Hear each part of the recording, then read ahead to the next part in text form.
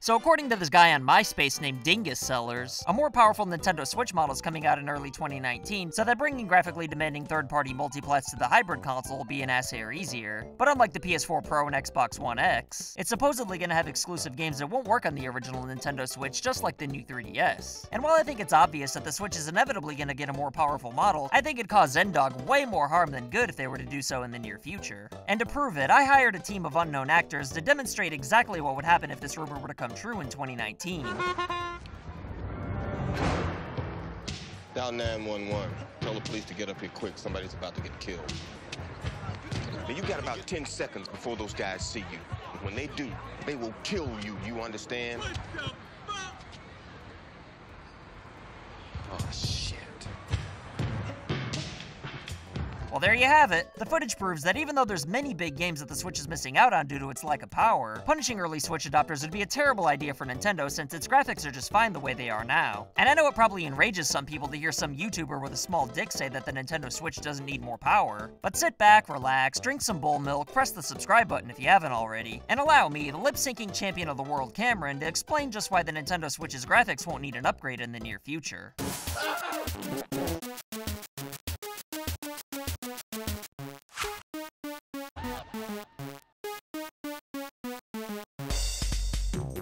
Before you start a grease fire in the comments over my statement claiming that the Switch's graphics are fine the way they are, hear me out. Because as great as Nintendo's hybrid console is right now, I do agree that it'd definitely be even better if its graphics were improved with an updated console, seeing as how that's the system's biggest flaw. Well, aside from the expensive cartridges anyway. Because while games like Doom look and play just fine thanks to the effort Panic Button puts forth when porting games over from stronger consoles, there's still an assload of great games that third parties aren't even bothering bringing over to the Switch. And that's not entirely the fault of the developers, since it takes a decent amount of time and effort to scale a game back while simultaneously retaining quality. So despite it usually being profitable for third parties to do, it's not always practical for every developer to port all their notable games to Nintendo's hybrid. However, if the Switch were at least as powerful as the base PS4 and Xbox One models, then it'd be an entirely different story. Which is why people are believing the rumors of an upgraded Switch coming out in 2019. Because it's something that a lot of people really just want to believe. And personally, if such a thing came out tomorrow, I'd happily buy it, and I'm sure there's others who would as well. However, many of the 20 to 30 million people who already bought the original Switch would be none too happy to find out that they got the shit model and wouldn't be able to play some of the upcoming games, even if they were just multiplats you could buy on other consoles. And even if third parties could make prettier games that were incompatible with the base model Switch, they probably wouldn't want to do that anyway, assuming all this is true, of course. Because while it'd be a relief for devs not to worry about the challenges of porting games over to the Switch, the main appeal of Nintendo's hybrid or any other console for third parties is how many people actually own one. And porting games over to the Switch that are incompatible with the original model would take a lot of grapefruits for third parties to commit to. Because if the rumors are true and all of Nintendo's first and second party games are still going to be compatible with the original Switch, then it'd completely be up to third parties to sell the new console. But they're not necessarily trying to help Nintendo out, they just want to make money. Because even though multiplats sell well on the Switch thanks to its portability, I don't think they're popular enough on their own to sell hardware. Because while people like bringing some of these multiplats on the go, most Switch owners bought the console to play its exclusives and probably wouldn't buy another one that's more expensive just to play a handful of bonus third-party games that they could already play on the PS4 or Xbox One. Don't get me wrong, the more third-party multiplats the Switch has, then the more likely it is for somebody to lean towards Nintendo's hybrid if they can only afford one console. But exclusives always have been and always will be what sells hardware. And even though Nintendo's done many questionable things in the past as recent as this year, I think they realize it'd be a much better idea to convince third parties to make exclusives for the current Switch hardware, rather than to make an entirely new console just for multiplats, when it's clearly not necessary given how well a game like Octopath Traveler can sell without being the most impressive looking game in the world. Nintendo wouldn't be stupid enough to flip the bird to the 20 to 30 million people who bought the original Switch by releasing what more or less be a successor console 2 years into the system's life. Because a new console model that has games that won't work on the original model is legally a successor with backwards compatibility. And I know in the past Nintendo farted in the cereal of everybody who bought a Wii U by giving up on that so early. But with the Switch being as great as it is, those 1 to 2 Wii U owners out there were happy enough to eat around the fart and forgive Nintendo. However, unlike the Wii U, people are actually buying the Switch. So I don't think the above average sized end could get away with doing the exact same thing one more time. Especially when, despite the Switch's limitations, first and third party games have been proven to sell well without being graphical powerhouses. And like I always say, graphics became less important than ever before once gaming reached the everything looks fine milestone in the 7th generation, where handheld games were ported to home consoles relatively untouched. However, I'm not saying their graphics don't matter at all though, because the Switch is definitely going to need a new model at some point, especially if Nintendo plans on keeping their promise of making it last 10 years. Even though I don't think that'd count if it has exclusive games, since that'd technically make it a successor with backwards compatibility. But the fact is that the current Switch isn't even as powerful as the base models of the PS4 and Xbox One that were released in 2013. 2017. And if you think porting games from those consoles to the Switch is a pain in the pooper now, then imagine how smoothly PS5 and Xbox U games are going to port over. The reality is that once Sony and Microsoft release new consoles, the Switch is going to get fewer and fewer multiplats. And just imagine if Sony and Microsoft came out with their own hybrids. I'm sure that makes some of you laugh because it's a huge what if, but I'd bet my uncle's ass that Sony and Microsoft haven't ignored Nintendo's success with a hybrid console, and have at least considered making their own, even as a separate optional model for the next generation of consoles. Regardless if they do or not though, Nintendo certainly can't prove that they won't, and if that does happen, then the Switch is going to be in a lot of trouble as time goes on, which is even more of a reason why I think coming out with a more powerful Switch model anytime soon would be disastrous for the yo of Nintendo, because on top of punishing early Switch adopters, an upgraded model would also be rendered obsolete whenever Sony and Microsoft's next generation consoles come out anyway, unless a Switch model were somehow released beforehand that was as powerful as those two consoles are gonna be. But that'd be more expensive and less reasonable than buying a bed that came without a pudding stain. So why wouldn't Nintendo just wait and have a better idea of what the next generation of consoles is gonna be like, and how powerful an upgraded Switch would actually need to be? Unless Nintendo plans on releasing new Switch models at the same rate as Apple and Samsung release new phones, I guess. But that'd be ridiculous. And if they do that, then I'll go whoop Reggie-san's ass myself. Although, come to think of it, it might have been a good idea for the Switch to have had something equivalent to the Nintendo 64's expansion pack, but hindsight's 2020, I suppose, and I don't know how practical that would have been anyway, since I know the next generation of consoles aren't simply gonna have one chip be the only difference in the new hardware. So like most of you, I highly doubt the rumors of a more powerful Nintendo Switch coming out in 2019 are true.